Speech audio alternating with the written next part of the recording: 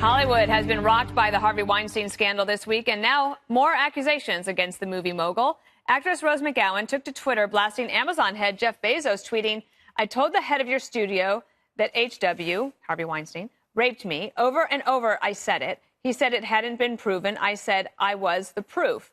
Amazon studio chief Roy Price has since been suspended. Meanwhile, feminist Jane Fonda is speaking out about why she stayed silent about Weinstein. About a year ago, and I'm ashamed that I didn't say anything right then. Why didn't you? You're so bold. I was not that bold because I guess it hadn't happened to me, and so I didn't feel it was my place. What did you know?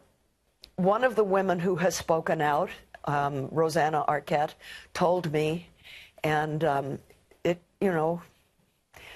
came as a shock and a great disappointment. This male entitlement. So, Kimberly, we've been talking about the story for about a week. I actually found Jane Fonda's response refreshingly honest. I think Hillary Clinton's was more contrived earlier in the week, basically saying, well, I and many others had no idea. But Jane Fonda was owning it, saying, I don't know why I didn't come forward. I probably should have. It wasn't my story to tell. And it's complicated. Yeah, I think it was one of her better, public, interviews and appearances, to be quite honest. And I think maybe it can give people pause and reflection to think about if there's something that they've seen or that they've experienced or someone has told them about, and coming forward and actually making a difference, ahead of time. But you could tell that she was being very genuine, very authentic.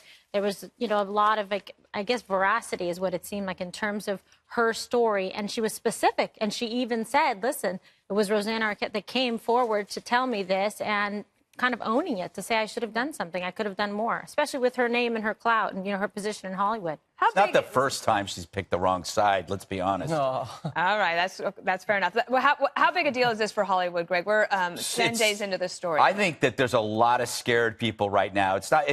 Hollywood right now is a big old cat that's coughing up a fur ball.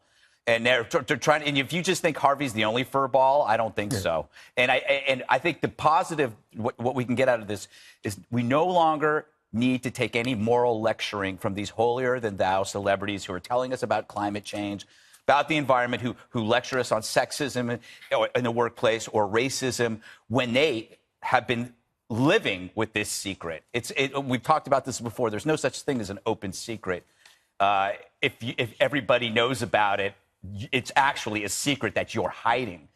They tolerated this, and I don't know. I don't think I'll ever be able to take any moral advice from Meryl Streep again. It might be kind of refreshing, right, if Hollywood backs off on the moral police? Oh, my God. Yeah, but it won't happen. Dane is ignoring you. Because they're a bunch of crusaders, so I don't expect that to stop. I don't really begrudge Jane Fonda. I'm not going to second-guess a woman. She didn't want to be the crusader against Weinstein and stand there alone, and all hell would rain down on her legally, politically, and PR-wise if she chose to do that. So a lot of women are now coming forward because other women are coming forward, and I think the more people that come forward, it's going to create a tidal wave, and hopefully you get justice at the end of that. But the cover-up, a lot of the times they say, is worse than the crime. All the board members at the Weinstein Company, apparently they had language in his contract that sexual assaults or misdemeanors, so to speak, were allowable, and there was some money that changed hands, and it wasn't a fireable offense. Yes. Right. So that goes to the point that there was knowledge previously of these actions, and that was written in there on purpose to protect them. The Amazon situation, completely corrupt. That guy, I'm sure, is not the only one that got word of this. And then NBC News, too. They have a lot of deals with the Weinstein Company through Bravo, through NBC Universal. So that raises a lot of questions about why they didn't go forward with the story. But Weinstein, he's not the only one guilty in Hollywood. He's just the only one that got caught. Well, actually, Juan, it was interesting. Oliver Stone, he was first asked about this, and he defended Weinstein. Then, after being attacked for that, a few hours later, he put out a full statement in which he said, I've been traveling, I'm appalled, and commend the courage of the women who've stepped forward. But then Patricia Arquette, a former Playmate, accused Oliver Stone of harassment, and that's kind of explicit. We don't have to go into it here. But you could see that as the accusations start to fly, you can see why people don't say anything, because they end up in this position where they actually have to backtrack their words. Yeah, but I mean, I'm not sure Jane Fonda fits into this because Jane Fonda said nothing happened to her, which she heard that somebody else said that something happened. I'm talking about Oliver Stone. Yeah, but in Oliver Stone's case, I think I see here it says Carrie Stevens, who was Playboy's Playmate of the Year in June of '97. So what you get is Excuse me, yeah, I have that wrong on my. No, it wasn't your fault. They put Patricia Arquette is not a former Playmate. No. Oh boy, that's a But that screw would up. be interesting. But I could have that down below. But let's not blame anybody here for giving me this. No, I'm trying to help you out, kid. So I'm just not my fault.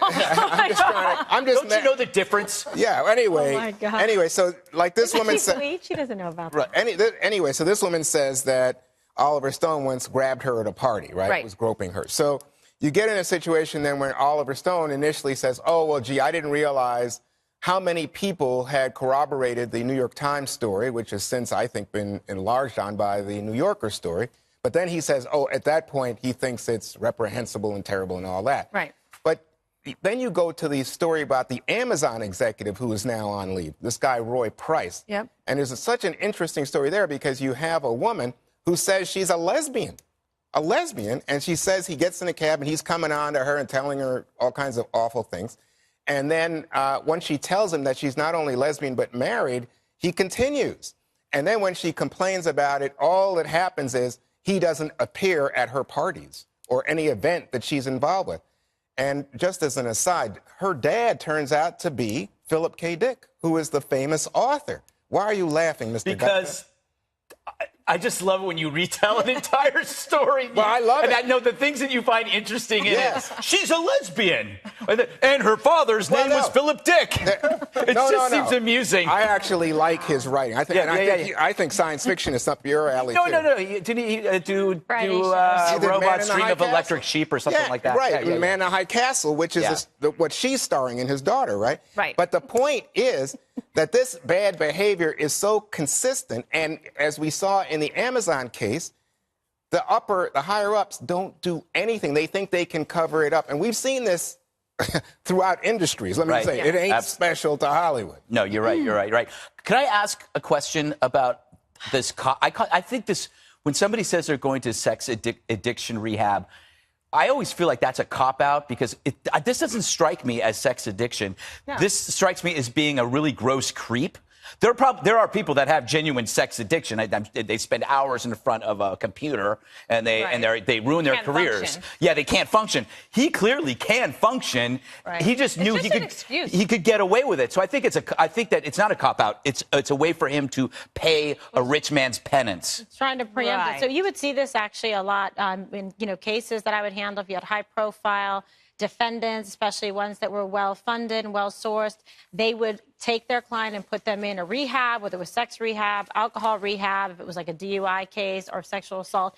Completely two different things. He's trying to frame this as, I am not a sexual predator. I am someone who has a sex addiction problem. So therefore, I'm, less culpable, and it's like a built-in excuse. So they try and do that and persuade the judge. Didn't he also say when the paparazzi were at his driveway, I made a mistake? Second chances. I mean, sexually assaulting women is not a mistake. Yeah. When you do it over and over and over again, it's not a mistake once. Well, it's either it's a mistake or you have an addiction.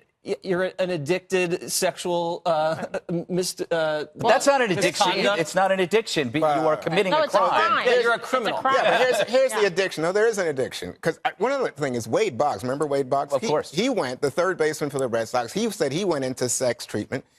I thought, what a joke this is. Mm-hmm. But in this case, men who are powerful and rich think, you know what, I can do what I want to do. But that's not an addiction. That's just that's what I say. Yeah.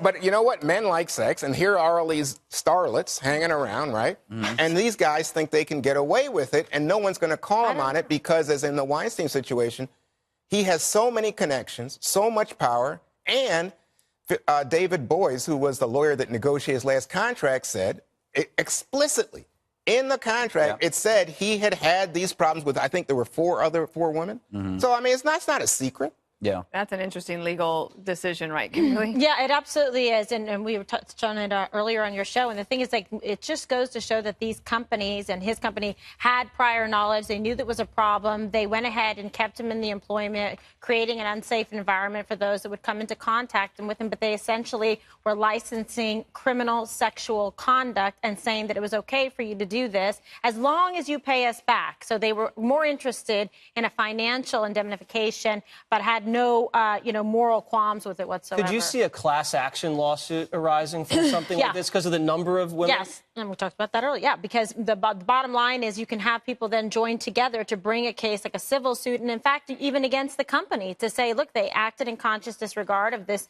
known risk, which created an unsafe environment for people. So there should be. And don't you think that a jury would be very persuaded by something like that? Because pretty compelling and pretty shocking. You know what struck me in reading about all this week was the Ronan Farrow angle.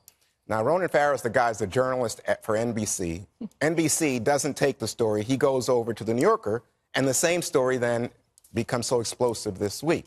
So then in people talking about why NBC executives didn't do this, they say, well, some of the executives say it wasn't quite the same story. But they also say Ronan Farrow, of course, the son of Mia Farrow, had been involved with his sister making allegations against Woody Allen. And I'm wondering if people think, this whole industry and all the connections, they just aren't sure. And also NBC, of course, were the ones who withheld, and then somebody leaked the tape on, guess who? President Trump and his vulgar attitude towards women. Well, we'll see what the weekend brings, but maybe next week we won't be talking about this as much unless there's a lot more to say.